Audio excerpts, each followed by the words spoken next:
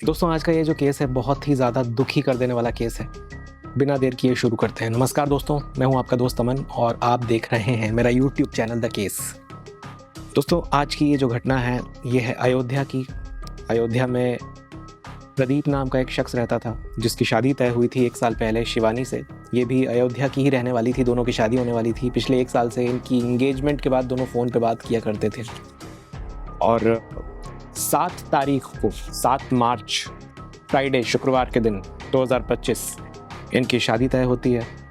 शादी में प्रदीप बारात लेकर आता है और बड़ी धूमधाम से इनकी शादी होती है। इनफैक्ट बारात में अगर कोई सबसे ज़्यादा नाचता है तो दूल्हा नाचता है, प्रदीप नाचता है और बहुत एंजॉय करता है अपने दोस्तों के साथ। शादी की रस्में होती हैं अयोध्या में। 2 घंटे की दूरी पर दोनों रहते थे। दोनों के जो घर थे प्रदीप और शिवानी के 2 घंटे की दूरी पर थे। बारात आती है, बारात का स्वागत होता है, नाच गाना होता है, बाकी की रस्में होती हैं, ये सब कुछ होता है। और आपको तो पता ही है रात को कई बार लेट फेरे वगैरह पड़ते हैं हमारी हिंदू मान्यताओं में। तो 7 तारीख की 8 तारीख होती है, 8 तारीख की रात को फेरे वगैरह पड़ते हैं। सुबह हो जाती है, विदाई का टाइम होता है। विदाई का टाइम आते आते 11 बज जाते हैं। 11 बजे शिवानी विदा होती है अपने मायके से ससुराल की ओर। प्रदीप उसे लेकर के अपने घर आता है। 1 बजे तक प्रदीप अपने घर पहुंचता है क्योंकि 2 घंटे का रास्ता था वहाँ से अयोध्या में ही। प्रदीप जब अपने घर लेकर पहुंचता है शिवानी को तो यहाँ पे बड़े धूमधाम से शिवानी का स्वागत होता है। बहुरानी जब घर में आती है तो बहुत एक्साइटेड होती हैं घर की महिलाएं खासकर, और घर के लोग, बच्चे। तो ये सब कुछ होता है। अगल बगल वाले लोग दुल्हनिया को देखने आते हैं कि अरे भैया प्रदीप की दुल्हनिया आई हैं। सब देखने आते हैं, मुँह दिखाई वगैरह होती है, कुछ रस्में वगैरह होती हैं, खेल वगैरह जो खेले जाते हैं दूल्हा दुल्हन के, ये सारी चीज़ें होती हैं घर पे। उसके बाद शाम होते होते पूजा पाठ घर में होती है जिसमें प्रदीप और शिवानी दोनों शरीक होते हैं, दोनों पूजन करते हैं। फिर इनके घर संगीत चलता है। संगीत रात के 10:30-11 बजे तक चलता है। सभी लोग खुश थे, एंजॉय कर रहे थे। घर के बच्चे, महिलाएं, बड़े बुजुर्ग, पुरुष सभी बहुत खुश थे और शिवानी और प्रदीप दोनों बहुत खुश, बहुत एक्साइटेड। ये सब कुछ चल रहा था। अगले दिन 9 मार्च को दोनों का रिसेप्शन होना था प्रदीप की तरफ से, प्रदीप के घर वालों की तरफ से। प्रदीप के घर के ही पास के एक बैंक्वेट हॉल में रिसेप्शन होना था। तो उस रिसेप्शन की तैयारी के लिए सुबह जल्दी उठना था। तो 11 बजे तक सभी जितने भी लोग थे घर में सब खा पी कर सो गए। और प्रदीप का जो छोटा भाई था उसने कहा भी था कि मुझे सुबह मंडी जाना है क्योंकि सब्जियां वगैरह लेके आनी है, रिसेप्शन की तैयारी करनी है। और प्रदीप ने खुद ने भी कहा था कि भाई 6 बजे मैं भी उठ जाऊँगा, मैं भी चलूँगा तेरे साथ मंडी सामान लेने। और ऐसा कह के सब रात को सो जाते हैं। 12:30 बजे प्रदीप अपने रूम में पहुंचता है और प्रदीप की सुहागरात थी शिवानी के साथ में। अब ये सारी चीज़ें होती हैं। प्रदीप 12:30 बजे अपने रूम में एंटर होता है। प्रदीप और शिवानी दोनों कमरे में, इनकी सुहागरात।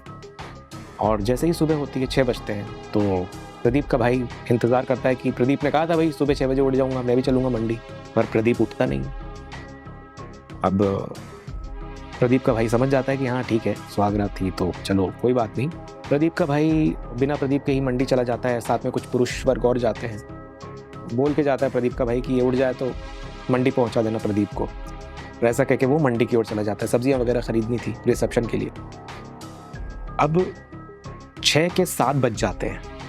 7 बजे तक भी प्रदीप गेट नहीं खोलता, अपने रूम से बाहर नहीं निकलता। तो प्रदीप की जितनी भी बहनें थीं उनको प्रदीप की मम्मी कहती है कि जाओ उठाओ अपने भाई को कि पड़ा रहेगा अभी भी।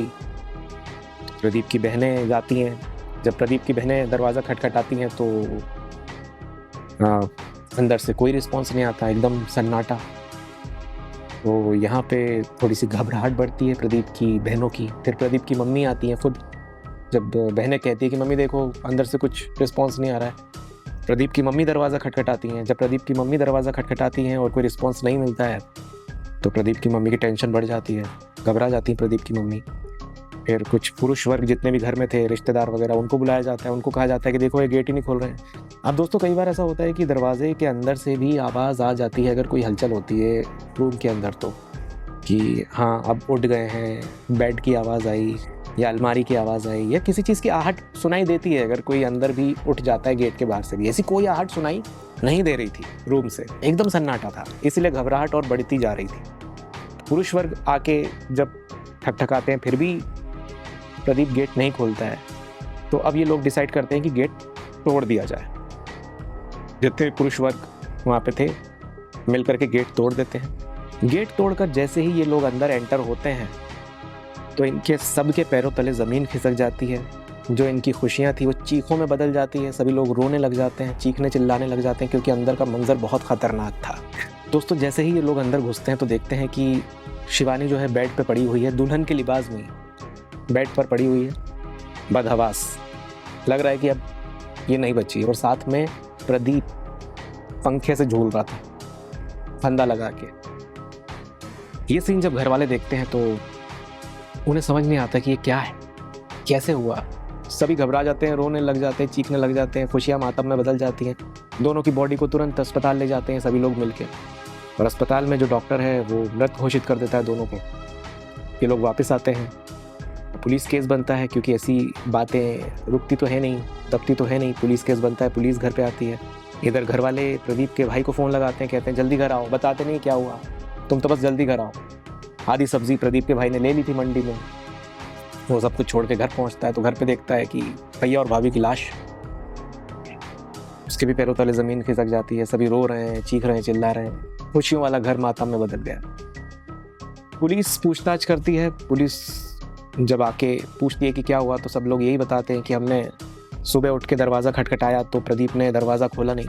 तो प्रदीप ने जब दरवाज़ा खोला नहीं तो फिर हमने और खटखटाया। जब काफ़ी देर तक नहीं खुला तो हमने तोड़ के दरवाज़ा अंदर गए हम, तो देखा ये सब। यही वहाँ के लोग बताते हैं, परिवार के लोग बताते हैं। अगल बगल वाले लोगों से भी पुलिस पूछताछ करती है तो यही पता लगता है कि भाई ऐसा कोई कारण तो हो नहीं सकता। दोनों खुश थे, बहुत ज़्यादा खुश थे। ऐसा हो ही नहीं सकता कि दोनों ऐसा डिसीजन ले लें, ऐसा फैसला ले लें। शिवानी के घर वालों को बुलाया जाता है। शिवानी के घर वालों से भी पूछताछ होती, वो भी आते हैं। वो भी बताते हैं कि दोनों खुश थे, बहुत एक्साइटेड थे, दोनों तस्वीरें खिंचवा रहे थे, दोनों फ़ोन पे बात करते थे 1 साल से, शादी को लेकर के बहुत एक्साइटेड थे, खुश थे। ऐसा हो ही नहीं सकता कि ऐसा डिसीजन ले लिया जाए दोनों के द्वारा। किसी को कुछ समझ में नहीं आता। पुलिस फिर दोनों की बॉडी को पोस्टमार्टम के लिए भेजती है। पोस्टमार्टम की रिपोर्ट उसी दिन आती है और रिपोर्ट में साफ हो जाता है कि शिवानी की मौत गला घुटने से हुई है और प्रदीप की मौत फंदे से झूलने से हुई है, दम घुटने से हुई है। ये भी साफ था, जिस अवस्था में वो पाए गए उसी अवस्था में उनको मौत मिली। तो यहाँ पे 3 एंगल हो सकते हैं दोस्तों। या तो दोनों की रजामंदी से दोनों ने अपनी जान दी कि पहले शिवानी ने कह दिया कि ठीक है मैं मर जाती हूँ, तुम मुझे मार दो फिर तुम मर जाना। या फिर पहले प्रदीप ने शिवानी को मारा, फिर इस डर से, घबराहट से कि मैं पकड़ा ना जाऊँ या समाज में बेइज्जती हो जाएगी, तो फिर खुद को भी फंदे से लटका लिया। या फिर एक एंगल और हो सकता है कि पुलिस जब तक आई थी तब तक दरवाज़ा टूट चुका था और रिश्तेदारों ने दरवाज़ा तोड़ दिया था और डॉक्टर के पास लेके गए। फिर डॉक्टर ने मृत घोषित किया और ये सारी चीज़ें हुई। पुलिस बाद में पहुंची तो हो सकता है शायद किसी ने इनको पहले मौत के घाट उतारा, फिर ये कहानी बनाई कि भाई गेट खोल नहीं रहे थे, फिर हमने अंदर जाके देखा तो ऐसा ऐसा हुआ। ये भी हो सकता है। तो ये तीनों एंगल हो सकते हैं दोस्तों। और अब पुलिस इनके कॉल डिटेल्स चेक कर रही है, इनके व्हाट्सएप मैसेजेस, कॉल्स, इनको खंगाला जाएगा। इसमें अगर कोई चीज़ निकल के सामने आती है तो उससे और पता चल सकता है कि आखिर ऐसा क्या हुआ होगा। कुछ इनके फ़ोन द्वारा या फ़ोन में किसी ने कुछ देखा या जो भी बातें हुई होंगी उसका असर होगा कि इस तरह की चीज़ हमें देखने को मिली दोनों की तरफ से। इसकी तफ्तीश अभी पुलिस कर रही है। अभी ऐसी कोई भी जानकारी नहीं मिली है कि फ़ोन कॉल्स और व्हाट्सएप वगैरह चेक करने के बाद कुछ मिला हो। दोस्तों, इसके बाद दोनों की अर्थी उठती है, एक ही साथ दोनों की अर्थी उठती है, एक ही साथ दोनों की चिता जलती है। इससे भयावह मंजर किसी परिवार के लिए नहीं हो सकता कि शादी हुई और 24 घंटे के अंदर अंदर ऐसा कुछ सीन देखने को मिले। उस दिन उनका रिसेप्शन था, सभी लोग बड़े खुश थे, पर ये सीन, ये मंजर ऐसा हो जाना, ये अभी भी सभी के दिलों में सवाल पैदा करता है। आपको क्या लगता है क्या हुआ होगा रूम के अंदर?